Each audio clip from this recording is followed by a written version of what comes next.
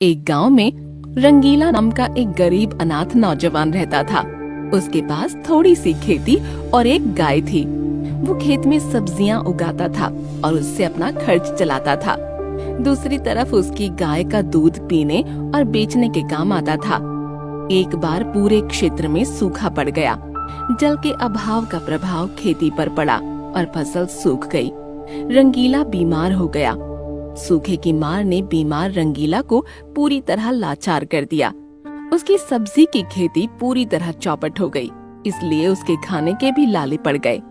दूसरी तरफ उसकी गाय रानी के लिए भी चारे की किल्लत होने लगी। धीरे धीरे आसपास की घास भी नदारद हो गई। रंगीला ने गाय रानी को अपने क्षेत्र से दूर भेजने का फैसला कर लिया। रानी, यहाँ के बुरे हाल ने मुझे कंगाल बना दिया है। मैं खुद लाचार बीमार हूँ, अपना पेट नहीं भर सकता, भला तुम्हें क्या खिलाऊंगा। मैं चाहता हूँ कि तुम कहीं दूर चली जाओ, जहाँ तुम्हें पेट भरने के लिए चारा मिल सके। गाय रानी चुपचाप खड़ी रही। उसे रंगीला की वो राय स्वीकार नहीं थी। रंगीला ने तो रानी को दूर भेजने की बात ठान ही ली थी। वो हिम्मत करके उठा और रानी गाय को लेकर चल पड़ा। उसे रास्ते में भूख लगी तो परेशान हो उठा। मुझे बहुत भूख लगी है। यहाँ तो आसपास खाने के लिए कुछ भी नहीं मिलेगा। आगे बढ़ने की भी हिम्मत नहीं हो रही है। रानी, तुम्हें भी तो भूख लगी होगी। रुक जाओ, मैं कुछ इंतजाम करता हूँ। रंगीला ने आसपास से पेड़ की पत्तियां तोड़ी और रानी के सामने रख दी। रानी ने उन पत्तियों को मुंह भी नहीं लगाया। रंगीला समझ नहीं पा रहा था कि आखिर रानी खा क्यों नहीं रही है। रानी वहाँ से तुरंत दूर जाने लगी तो रंगीला ने सोचा कि चलो ठीक ही हुआ। वो शांत होकर सोच रहा था कि उसे रानी लौटकर आती हुई दिखाई पड़ी।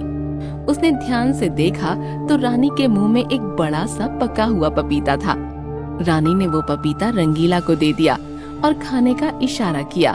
रानी की मंशा साफ थी। वो रंगीला को भूखा रखकर पत्तियां भला कैसे खा सकती थी। जब रंगीला पपीता खाने लगा तब रानी ने भी पत्तियों को मुंह लगा लिया। इसके साथ साथ वो बीच बीच में रंगीला को इस प्रकार निहारती जैसे कोई माँ अपने बच्चे को ममता भरी नजरों से देख रही हो। रंगीला का पेट भर गया तो उसे नींद आने लगी। वो पास में ही सो गया। कुछ देर के बाद उसके ऊपर जब धूप आने लगी तब रानी गाय ने उसके पास खड़ी होकर पूरी छत्र छाया का काम किया। जब रंगीला की नींद खुली तो उसने देखा कि उसकी प्यारी रानी गाय उसके पास ही खड़ी उसे धूप से बचा रही थी। उसके बाद वो रानी को लेकर आगे बढ़ गया। वो एक जंगल से गुजर ही रहा था कि उसे अच्छा चारागाह दिखाई पड़ा। रानी, तुम्हारे लिए ये जगह अच्छी रहेगी। यहाँ चारागाह है, पास में नदी है। तुम यहीं रह जाओ और मुझे जाने दो। रानी तैयार नहीं थी और रंगीला उससे मुंह मोड़कर अपनी आंखों में आंसू लिए हुए जैसे ही जाने लगा, उसे रुकना पड़ा। रानी ने पीछे से उसका कपड़ा पकड़ लिया। वो इशारा करने लगी कि जैसे कह रही हो, मुझे छोड़कर मत जाओ, मैं जहाँ रहूंगी तुम्हारे साथ ही रहूंगी। रंगीला समझ नहीं पा रहा था कि रानी से कैसे पीछा छुड़ाया जाए। मजबूर होकर वो रुक गया। कुछ देर के बाद रात हो गई। रंगीला के मन में कई बातें चल रही थीं। रात और जवान हुई तो थकान के कारण रानी गाय को नींद आ गई। रंगीला के लिए यही सही मौका था। वो दबे पांव वहाँ से चल पड़ा। उसकी आंखों में फिर से आंसू आ गए। जंगल में आगे बढ़ा जा रहा था। अचानक उसने सामने से आते हुए एक चीते को देखा तो डरकर कांपने लगा। चीता जैसे ही उस पर आक्रमण करने के लिए आगे बढ़ा, उसी समय रानी गाय बीच में आ गई और उसने अपने सींग से चीते को उठाकर फेंक दिया। चीते ने रानी को पंजा मारा, तब रानी ने उसे सींग से फिर पछाड़ा। चीता अपनी जान बचाकर भागा। रंगीला ने अपनी प्यारी रानी गाय को चूम लिया। रानी, मैं जानता हूँ कि हम दोनों एक दूसरे से अलग नहीं रह सकते। चलो, अब सुख दुख जो भी होगा साथ में सहेंगे और साथ में ही रहेंगे। रंगीला अपनी प्यारी रानी गाय को लेकर अपने घर की ओर चल पड़ा।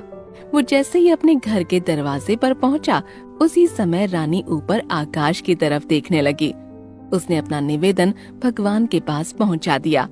रानी और रंगीला ने इन खुशियों की सौगात का खुले दिल से स्वागत किया।